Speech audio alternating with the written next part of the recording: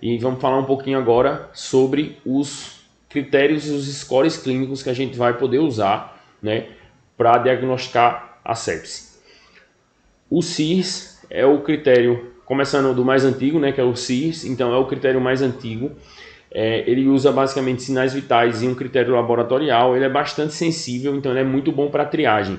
Só que ele pega muito paciente que não tem um quadro infeccioso, mas tem uma resposta inflamatória. Um paciente com vasculite, um paciente com doença inflamatória, qualquer que seja, um paciente que tenha quadros inflamatórios não infecciosos, ele entra no CIS. A gente vai ver lá os critérios do CIS, mas ele tem esse problema, né? De certa forma, é um score bom para ser usado por ser um score que é muito sensível, então ele tem poucos falsos negativos, então você vai deixar passar pouco paciente, né? Mas em compensação você vai pegar muita gente que não é sepse e você vai começar a conduzir como sepse, né?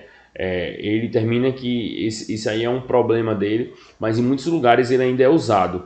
Esses scores de sepsis ele ainda não são unanimidade, né? Lá na frente, no final, eu vou dar a minha opinião e dizer para vocês o que é que eu uso e o que é que eu recomendaria também ser usado, né? Mas, como eu disse, o CIS é bom para triagem, ele vai pegar muita gente. Então, alguns serviços usam para evitar deixar passar o paciente séptico porque está usando um outro score, tá?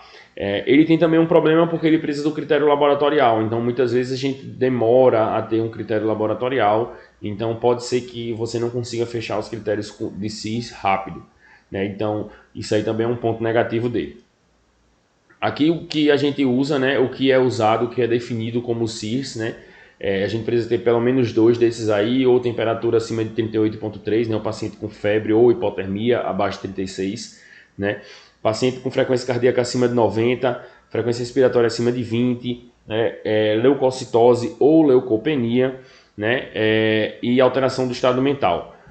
Né? Então, assim, a gente tem também a questão da glicemia do paciente que não é diabético, né? Então a gente está vendo que a gente precisa de um leuco, a gente precisa de uma glicose, né? Então pode ser que você não feche todos os critérios. Então o paciente chega febril, mas ele não está tão taquicárdico, você não fecha esses critérios à beira do leito, né? Isso aí pode ser um empecilho, pode ser algo que atrase o diagnóstico, se você usar como o CIS, tá?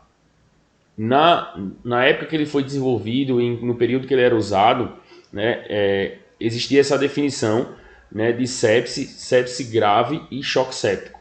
Né? E, basicamente, sepse era 2 ou mais dos critérios, né, do CIS e um foco infeccioso.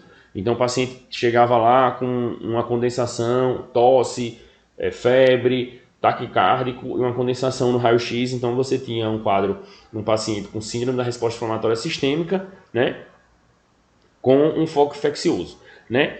Sepse grave, a gente já tinha que ter uma disfunção orgânica, né? Então o paciente que ia estar oligúrico, era o paciente que ia estar hipotenso, era o paciente que ia apresentar alguma disfunção orgânica, né?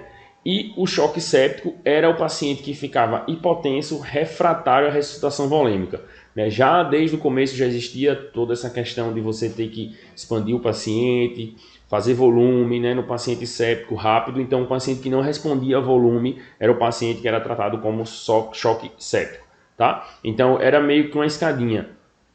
O paciente tinha CIS, o paciente tinha sepsis, se tivesse um foco infeccioso, se tivesse uma disfunção orgânica, ele tinha sepse grave. E se você tentava fazer a ressuscitação volêmica, o paciente não melhorava, você chamava ele de choque séptico.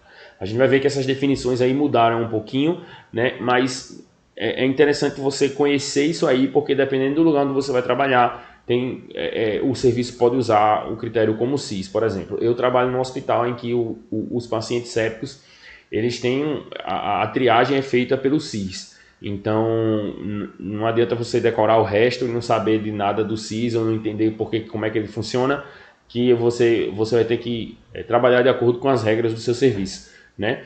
Sepsia, como eu disse, é um quadro muito prevalente com mortalidade muito alta, então a grande maioria dos serviços eles têm protocolos, né, pelo menos de triagem para paciente séptico e pelo menos para essa primeira condução. Então é importante você estar ligado o que é que o seu serviço faz e como é que você conduz o paciente lá especificamente.